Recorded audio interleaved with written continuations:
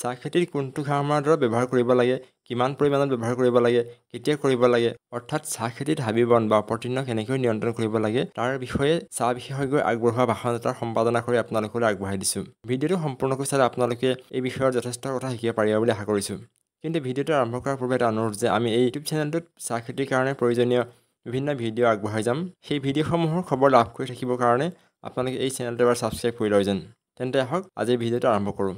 তাৰ পিছৰ কথা আপোনালোকৰ আৰু এটা প্ৰব্লেম হ'ল যে কন্ট্ৰল কৰিব পৰা নাই, বিশেষকৈ বহল পাতৰ লতাজাতীয় উদ্ভিদ। এতিয়া এই বাৰীখনলৈ আপুনি যদি চাই দিয়ে তেতিয়াহ'লে এটা কথা দেখিব যে ৰ'দৰ পোহৰ ওপৰৰ পৰা সোমাই মাটিত পৰি আছে। যেতিয়া ৰ'দৰ পোহৰ গৈ পেলাই আপোনাৰ এনেকুৱা প্লাকিং ছিজনত চাহ গছৰ মাজেদি গৈ মাটিত ৰ'দৰ পোহৰ পৰি থাকিব, তেতিয়াহ'লে তলত হোৱা যিবোৰ ঘাঁহ বন সিহঁতি ৰ'দৰ তাপ পাই খাদ্য বস্তু বনাই থাকিব, তাৰমানে সিহঁত বাঢ়িয়ে থাকিব। এইটো সময়ত আপোনাৰ আনটোন যিবিলাক বাৰী ৰাখিছে, যিবোৰ জাপ বাৰী হৈ আছে, জাপ পাতি আছে, সেইবিলাকত কিন্তু আপোনাৰ উইডটো নাই। উইডবিলাক ক'ত আছে? ডিএছ আৰু এলপি গছবিলাকত তলত উইডবিলাক আছে, হয় নহয়? তাৰমানে আপোনালোকৰ কেলে হ'বলৈ পালে? আপোনালোকৰ হ'বলৈ পালে যিহেতু আপুনি যে সেই মাছটো খালী কৰি আগৰ পৰাই গছজোপা ফোপোলা কৰি পেলাই ৰাখি থলে নহয়, এতিয়া এলপি কৰি দিলত বা ডিএছ কৰি দিলত সেই ফোপোলাটো ওলাই থাকিব। আৰু তাৰ লগতে কি হ'ল, আপোনালোকে প্ৰপাৰ টিপিং হাইটত টিপিং নকৰাৰ কাৰণে এই গছবিলাকত কি হৈছে, ডিএছ কৰি পেলাই 3 কিলা পাতে পাত ছিঙি থৈছে। গতিকে সেইটো কৰি থোৱাৰ কাৰণে কি হৈছে, যিমান ব্ৰাঞ্চ তাৰ পৰা ওলাব লাগিছিলে সিমান ব্ৰাঞ্চ গছজোপাটো নোলোৱা কাৰণে যিবিলাক ফুটা বা পকেট থাকি গ'ল, সেই পকেটবিলাকেদি ৰ'দৰ পোহৰটো প্ৰব্লেম হৈ আছে। যদি প্ৰপাৰ টিপিং কৰিলেহেঁতেন তেতিয়াহ'লে আপুনি কি হ'লচোন, আৰু ব্ৰাঞ্চ হৈ পেলাই ওপৰৰ গছখিনি জাপ হৈ গ'ল, তাৰমানে গছজোপাৰ মাজেদি তললৈ পোহৰ সোমাব নোৱাৰিলে। তাৰপিছতে কথা হ'ল কি, আপোনালোকে গ্লাইচেট দিছে, গ্লাইচেটটোৱে আপোনালোকৰ কাম কৰা নাই। গ্লাইচিল আপোনাৰ বহল পাতৰ ক্ষেত্ৰত কাম কৰিবৰ কাৰণে কিমানকৈ গ্লাইচেট দিছে? 1 লিটাৰত 1 লিটাৰত একুৱাই আপোনাৰ 250 মাৰিব নাই, তাৰমানে বেছি দিব লাগিব। বেছি দিব লাগিব, বেছি দিলে মাটিৰ কাৰণে বেয়া নহয় নেকি? আপুনি যিখিনি উইডিচাইডৰ কাৰণে এপ্লাই কৰিব, সেই উইডিচাইডখিনিয়ে আপোনাৰ মাটিটো বেয়া কৰিব নোৱাৰে। আপোনাৰ কথাটো হ'ল কি, আপুনি যদি এপোৱা আপুনি 100 লিটাৰ পানী দি থয়, 250 ml 100 লিটাৰ পানী দি থয়, দি পেলাই আপোনাৰ গছখিনি ভেজিটেটিভ গ্ৰোথটো আপুনি নষ্ট কৰিছে, ৰুট চিষ্টেমটো ইনটেক্ট ৰাখি থৈছে। এই ঘাঁহ বন জাতীয় গছবিলাকে 2 ধৰণে বংশবৃদ্ধি কৰিব পাৰে। এটা হ'ল কি, শিপাৰ যোগেদি বংশবৃদ্ধি কৰি থাকে, আৰু 2 নম্বৰ হ'ল ওপৰত লগা গুটিবিলাকৰ যোগেদি বংশবৃদ্ধি কৰি থাকে। এতিয়া ভেজিটেটিভ গ্ৰোথ মানে আপোনাৰ এই ওপৰত থকা পাতখিনি বা তাৰ ঠাৰিখিনি সি নষ্ট কৰিব পাৰিছে, কিন্তু গুটিটোক সি নষ্ট কৰিব পৰা নাই, আৰু তলৰ ৰুট চিষ্টেমটোকো সি নষ্ট কৰিব পৰা নাই। গ্লাইচেল যিটো হ'ল, গ্লাইচেলটো হ'ল ট্ৰেন্সলোকেটেড টাইপ, তাৰমানে আপোনাৰ গছজোপাত সোমাই গৈ পেলাই সি ৰুটলৈকে বিয়পি গৈ ৰুটলৈকে ৰাউণ্ডআপটো কেনেকুৱা আছে? ৰাউণ্ডআপটো গ্লাইফোছেটে, ৰাউণ্ডআপটো গ্লাইফোছেটে আছে, গ্লাইচেলটো গ্লাইফোছেটে আছে। আৰু তাৰ লগতে 240 বেন আপুনি 240 এপ্লাই কৰিব নোৱাৰে।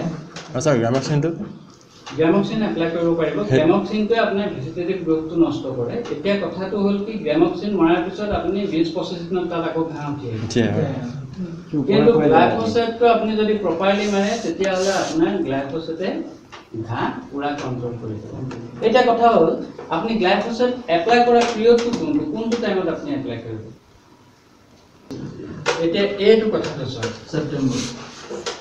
মই ক'লো যে এইটো ট্ৰেন্সলোকেটেড টাইপ, তাৰমানে কি গছজোপাৰ চিষ্টেমত সোমাই গৈ পেলাই ঘাঁহখিনি নষ্ট কৰে।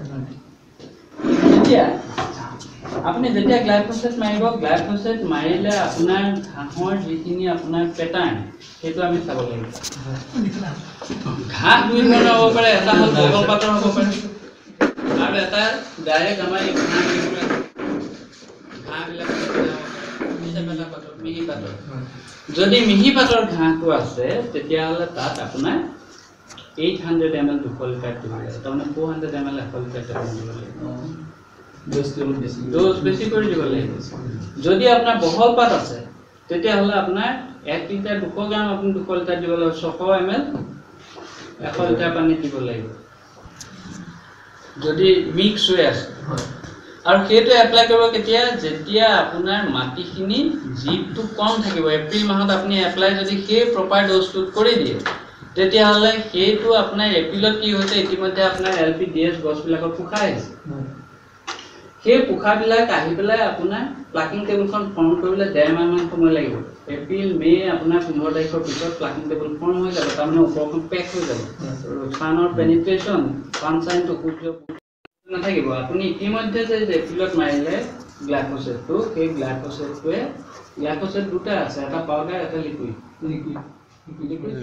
আপোনালোকে লিকুইডটো মাৰিছে ৰাউণ্ড আপ মাৰিছে বা গ্লাইচিন মাৰিছে এইটো 41% SL বুলি কয় আৰু এটা আছে আপোনাৰ 71% সেইটো আপোনাৰ ৱেটেবল গ্ৰেনুল WG সেইটো আকৌ স্পেচিয়েলি আপোনাৰ বহল পাতৰ কাৰণে সেইটো পাউডাৰ এক্সেল মেৰা বুলি পায় দোকানত পাউডাৰ পেকেটত পায় সেইটো নৰ্মেলি আমাৰ মৰাই নহয় সেইটো বহল পাতৰ ঘাঁহবিলাকৰ কাৰণে খুব ভাল এটা এই দুইটাই আপোনাৰ মিনিমাম 45 দিন 1.5 মাহ দিন আপোনাৰ উইথটো কন্ট্ৰোল কৰিব পাৰে যদি আপুনি এপ্ৰিলত উইথ গ্ৰোথটো মাটিৰ পৰা 6 ইঞ্চি মান হোৱাৰ সময়তে আপুনি যদি এপ্লাই কৰি দিলে তেতিয়াহ'লে আপোনাৰ ঘাঁহখিনি মৰাৰ পিছত আৰু 1.5 মাহত কি হ'ল আপোনাৰ অলৰেডি প্লাকিং টেবুল ফৰ্ম হৈ মাটিত ছানশ্বাইনৰ পেনিট্ৰেশ্যনটো বন্ধ কৰি দিলে গতিকে আৰু তাত ঘাঁহ ঘোৱাৰ স্কোপ নাই স্কোপটো আছে ক'ত আপোনাৰ পেৰিফেৰি ৰিজনত তাৰমানে বাৰীখনৰ একেবাৰে ছাইডৰ যিখিনি লাইন আছে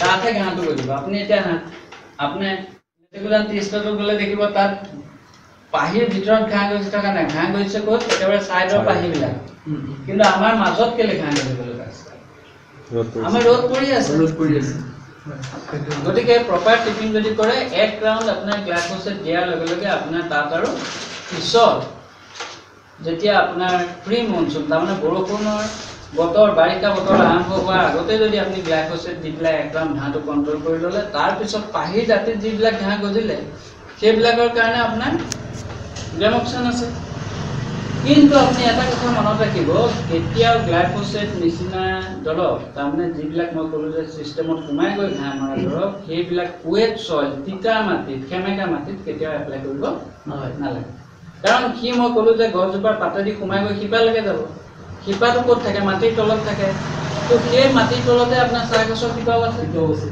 চাহ গছৰ শিপায়ো সেইটো এবজৰ্ব কৰি নিব আৰু গছজোপা উঠ কৰি পেলাব কিন্তু এটা কথা আপুনি ঠিক যে এই ঘাঁহ মৰা দৰৱবিলাকে সয়েল হেলথৰ ওপৰত এটা ইম্পেক্ট থাকে কিন্তু আপুনি যদি বছৰত এবাৰহে ঘাঁহ মৰা দৰৱটো মাৰে সেইটোৱে আপোনাক দিগদাৰ কৰিব নাপায় কেলে নাপায় আপুনি এপ্ৰিল মাহত কৰিছে তাৰপিছত ৱেট ছিজন আহি গ'ল বাৰিষা বতৰ আহি গ'ল যি য'ত ঘাঁহ মৰা দৰৱ মাৰিছিলে সেইখিনি ৱাছ ডাউন হৈ যাব সয়েলৰ পৰা তললৈ সোমাই যাব ওপৰত থকাখিনি উটি গুচি যাব গতিকে আপোনাৰ সেইটোৱে নষ্ট কৰিব নোৱাৰে কিন্তু তাকে নকৰি যদি আপুনি সাব মিছাল ডোজত আপনি ঘাঁহ মৰা দৰৱটো মাৰি ৰিপিটেডলি আপনি এপ্লাই কৰি থাকে যে 1 মাহ 1.5 মাহৰ মূৰে ঘাঁহ মৰা দৰৱখিনি আপনি ফিল্ডত এপ্লাই কৰি থাকে তেতিয়া কিন্তু আপোনাৰ সয়েলত তাৰ নিগেটিভ ইম্পেক্টটো বেছি হ'ব কাৰণ আপুনি বাৰেপতি মাটিত দি আছে বস্তু বাৰেপতি মাটিখিনি পয়জনাছ কৰি আছে গতিকে প্ৰপাৰ ডোজত প্ৰপাৰ টাইমত উইডিচাইড আপনি এপ্লাই কৰক আপোনাৰ মাটিও ভালে থাকিব ঘাঁহখিনি মৰিব তাৰ লগতে মৰা ঘাঁহখিনি আপোনাৰ অৰ্গেনিক ফাৰ্টিলাইজাৰ মাটিত